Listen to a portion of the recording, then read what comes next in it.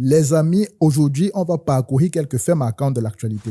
Commençons par ce tweet de Caroline Laporte qui dit « En 2012, Bayrou était pour la suppression du cumul des mandats. Maintenant, il a ouvertement prôné le cumul des mandats. Une décision indigne et irrespectueuse. Et pourtant, voici ce que François Bayrou affirmait dans le passé. Pour les députés, interdiction absolue du cumul. On ne peut pas l'interdire aux députés et l'accepter pour les membres du gouvernement. Pour les députés, cumul, interdiction absolue du cumul. Et pour les membres de votre gouvernement ? On ne peut pas l'interdire aux députés et l'accepter pour les membres du gouvernement.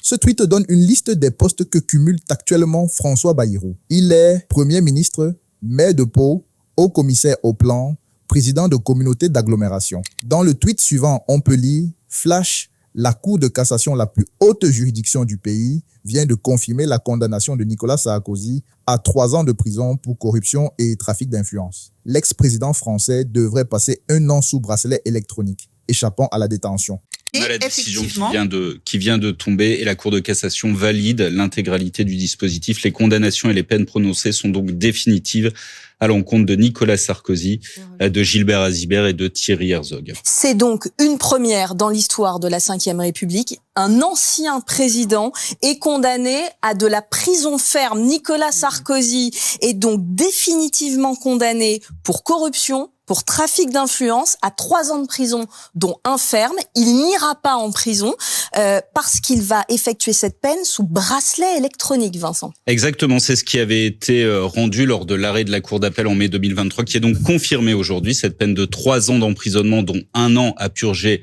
en détention à domicile sous bracelet électronique. Ça veut dire quoi concrètement? Ça veut dire qu'on va poser un bracelet électronique à la cheville de Nicolas Sarkozy, qu'il aura des horaires à respecter où il devra rester chez lui pour une durée d'1 an, puisque c'est la durée de détention. On parle ici de prison ferme, c'est-à-dire que même quand on est sous bracelet électronique hors des murs de la prison, c'est de la prison ferme, on est considéré comme étant écroué. C'est ce qui attend Nicolas Sarkozy dans les prochaines semaines. Alors je pense qu'on va avoir l'occasion de revenir sur le délai et la façon dont les choses peuvent s'organiser. Et pourtant, dans le passé, en grand donneur de leçons, voici ce que Nicolas Sarkozy affirmait. Quand un individu revient devant le tribunal pour la 17e fois, il doit être jugé pour l'ensemble de son œuvre. Quand un individu revient pour la 17e fois devant le tribunal correctionnel, il doit être puni pour l'ensemble de son œuvre et non pas seulement pour ce qu'il a fait à la 17e fois où il est présenté devant le tribunal correctionnel.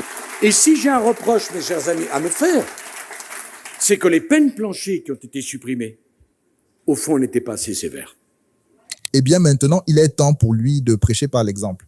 Le post suivant est un tweet de France 24 dans lequel on peut lire « La République démocratique du Congo a déposé des plaintes pénales contre des filiales d'Apple en France et en Belgique accusant le groupe américain d'utiliser des minerais extraits dans des zones de conflit, aussi appelés minerais des conflits. » 2 géants qui s'affrontent. Le 2e pays le plus vaste d'Afrique s'attaque au magnat de la tech, Apple. La République démocratique du Congo accuse l'entreprise d'acheter des minerais passés en contrebande. L'Est de la RDC est riche en étain, tantale et tungstène, des minéraux aussi appelés les 3T, indispensables à la fabrication d'ordinateurs et de téléphones portables. Or, la région est le théâtre de violences entre des rebelles soutenus par le voisin rwandais et les forces armées congolaises depuis 30 ans. Certaines mines artisanales sont exploitées par ces groupes armés, impliqués dans des massacres de civils, des viols collectifs et des pillages dénoncés par l'ONU. L'action en justice vise ces faits, mais aussi des pratiques commerciales trompeuses de la marque à la pomme, qui assure à ses consommateurs que ces chaînes d'approvisionnement sont propres. En avril dernier, Apple s'en était défendu dans son rapport annuel sur les minerais du conflit. Cette plainte est déposée alors que les forces rebelles M23 gagnent encore du terrain ce week-end et que la voie diplomatique pour la paix semble bloquée. Lundi, un sommet organisé par les médiateurs angolais entre les 2 chefs d'État, rwandais et congolais, a été annulé en dernière minute. Dans cet autre tweet, il est écrit « Quand Israël occupe le Golan, on ne dit rien. En revanche, il y a 20 000 sanctions contre la Russie pour son occupation en Ukraine. Il y a un 2 poids, 2 mesures insupportable en Occident. » Le coup de gueule de Nicolas Miekovic sur l'inconséquence occidentale de plus en plus visible.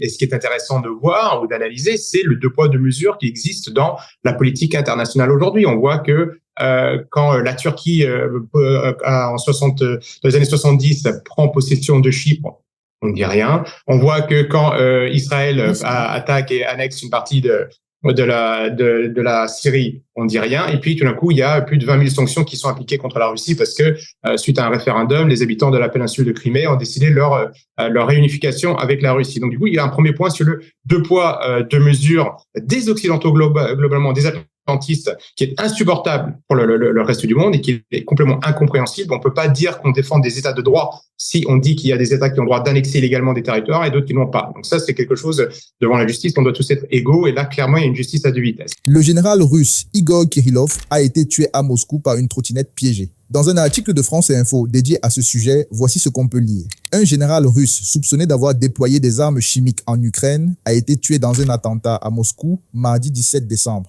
Igor Kirillov était chargé de la défense radiologique, biologique et chimique des forces russes. Un engin déposé sur une trottinette devant l'entrée de son immeuble a explosé, tuant le général et son assistant. Tôt ce matin, en bas de cet immeuble moscovite, 2 corps et autour d'eux des enquêteurs qui s'affairent. Un des hommes qui gît à terre est ce général de l'armée russe, Igor Kirillov, 54 ans. C'est un engin explosif qui l'a tué. L'explosion était si puissante, on a vite compris que ce n'était pas un bruit de travaux ou autre. C'était effrayant. En face des lieux, une caméra a été installée avant l'attentat dans cette voiture, probablement par les auteurs pour surveiller les victimes. Elle a tout filmé. Les 2 hommes, le général et son assistant qui sortent de l'immeuble, une voiture qui les attend, et le long du mur, cette trottinette, c'est là qu'est placée la bombe. Elle va exploser une fraction de seconde plus tard. Depuis bientôt 2 ans, le général Kirillov, chargé de la défense contre les armes chimiques, accuse l'Ukraine d'avoir recours à ces armes interdites. Le ministère de la Défense continue de constater que l'Ukraine viole la Convention sur les armes chimiques. Kiev réfute ces accusations et désigne ce général comme suspect lui-même de 4800 attaques chimiques en Ukraine. Aujourd'hui, des sources au sein des services ukrainiens revendiquent l'attentat. Ce n'est pas la première fois que des militaires russes sont ainsi visés. En octobre dernier, dans la région de Moscou, un officier était abattu dans cette voiture blanche. Et en novembre, à Sébastopol, dans cet autre véhicule, une bombe a tué un capitaine de la marine. Des attentats souvent attribués à Kiev, mais très rarement officiellement revendiqués par l'Ukraine. La Russie a fait savoir qu'elle évoquerait vendredi au Conseil de sécurité de l'ONU l'attentat contre le général Kirillov. Ce tweet de BRICS News essaye de donner les raisons qui auraient motivé l'assassinat de ce général russe. Dans ce tweet, on peut lire: le général Igor Kirillov, chef des forces de défense chimique et biologique russes, a précédemment accusé l'administration Biden et George Soros de financer des laboratoires biologiques en Ukraine. Aujourd'hui, il a été assassiné à Moscou, en Russie. Coïncidence? Je vous laisse écouter les accusations qu'avait portées le général Kirillov envers les États-Unis. C'est une provocation de nature biologique dans le but de blâmer la Fédération de Russie. Étant donné que nous avons interrompu la mise en œuvre de programmes biologiques militaires dans les territoires libérés de l'Ukraine, le Pentagone est contraint de transférer les recherches inachevées des projets ukrainiens vers d'autres régions. Actuellement, l'Afrique fait l'objet d'un intérêt accru. Nous avons déjà noté les activités des principaux contractants du Pentagone sur le continent africain, en République démocratique du Congo, en Sierra Leone, au Cameroun, en Ouganda et en Afrique du Sud.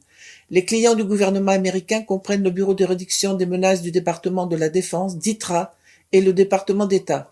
Pour dissimuler les objectifs de la recherche, Washington a fait appel à des tiers, des organisations contractantes et intermédiaires, Metabiota, Quicksilver, Ecoal Alliance, plus de 20 sociétés au total, ainsi que des entreprises de ce qu'on appelle Big Pharma. L'offre commerciale de la société Metabiota porte la mention confidentielle.